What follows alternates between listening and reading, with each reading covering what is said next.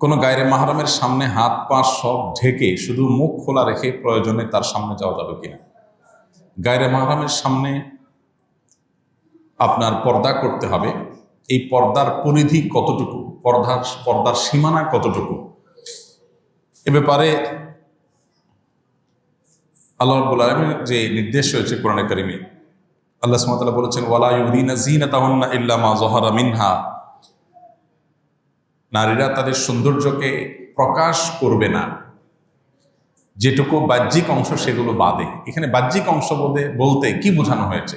অনেক মুফাসসিরগণ বলেছেন যে পর্দার জন্য যে পোশাক তিনি পরেন, এই পোশাকেরও বাইরে যে অংশ সেটা কথা এখানে বলা হচ্ছে, যে এর বাইর থেকে যদি কেউ দৃষ্টিপাত করে, তার সেই পর্দার পোশাকের উপরে কেউ দৃষ্টিপাত করে, তো সেটা অসুবিধা নেই, সেটা তো প্রকাশ করবেই, কারণ সেটা তো ঢাকা অসম্ভব।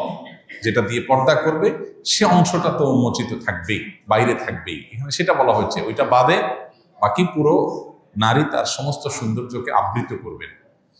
এর মধ্যে মুখমণ্ডলও শামিল আছে এই আয়াতের আলোকে।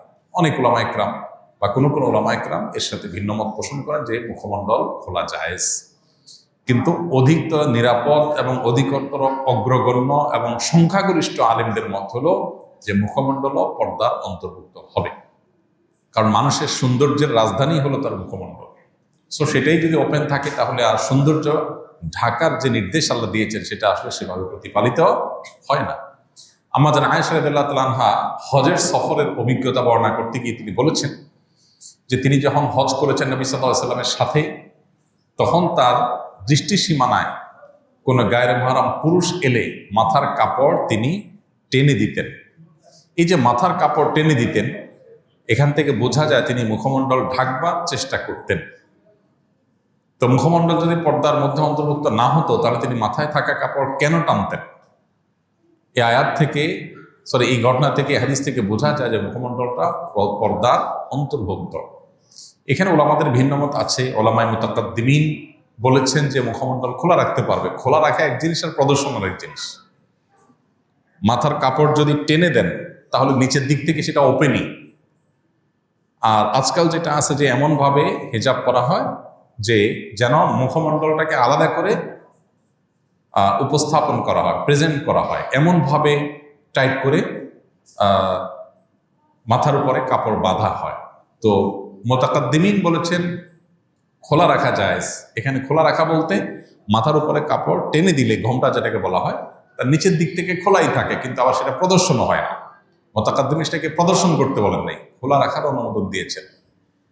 তো এখন আমরা অনেকে সেটাকে প্রদর্শনের পর্যায়ে নিয়ে যাচ্ছি, যেটা আসলে শরঈ পর্দার যে আওতা আছে, সীমানা আছে, সেটার মধ্যে আসলে আসে না, প্রবেশ করে না। এবং সংখ্যাগরিষ্ঠ ইমামদের, আলেমদের মত, সারা বিশ্বের সংখ্যাগরিষ্ঠ আলেমদের মত যদি বলেন, বিশেষ করে মুতাখিরিন তাদের মতামত যদি বলেন এবং বর্তমান বাস্তবতা বলেন, তাহলে সব মিলিয়ে মুখমণ্ডলকে পর্দার আওতায় ধরাটাই হলো নিরাপদ। আখিরাতের বিষয়টা, জান্নাত জাহান্নামের ফায়সালা যেটার উপর নির্ভর করবে, এই ধরনের জটিল এবং গুরুত্বপূর্ণ ইস্যুতে একজন মুমিন, একজন মুমিনা তিনি ইহতিয়াত বা সতর্কতামূলক বা সেফ জোনে থাকার চেষ্টা করবেন। এখানে সুবিধা গ্রহণ করার মানসিকতা থাকা উচিত নয়।